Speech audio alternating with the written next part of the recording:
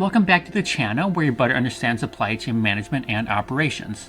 Today we're talking about critical point backflush. So imagine you're in the thick of a fast-paced, dynamic manufacturing environment where efficiency and accuracy are paramount. Here, every second and every resource counts. This is where the concept of critical backflushing comes into play, a strategy as pivotal to managing resources as a quarterback is to an American football team. Critical backflushing is a sophisticated inventory management technique often utilized in just-in-time manufacturing and lean production systems. Picture just-in-time as a culinary philosophy of a high-end restaurant that orders just enough fresh ingredients to meet the day's menu needs. No more and no less. This ensures that the food is fresh and the waste is minimized. Similarly, just-in-time manufacturing aims to have just enough materials on hand to meet the production needs, reducing excess inventory and associated costs. So where does critical backflushing fit into this? It's like the magician who elegantly pulls out exactly what's needed out of their hat at precisely the right moment. Critical backflushing automates the deduction of materials and components used in the production from inventory records, but only after the finished product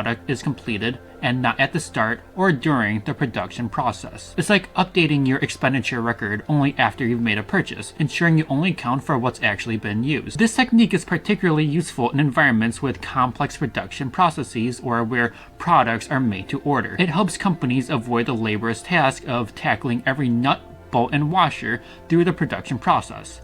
Instead, once a product is finished, the system automatically backflushes or subtracts the correct amounts and types of materials used from the inventory records based on the standard recipes or a bill of materials for that product. But why is this critical? Because in the grand chess game of manufacturing, managing resources smartly is crucial.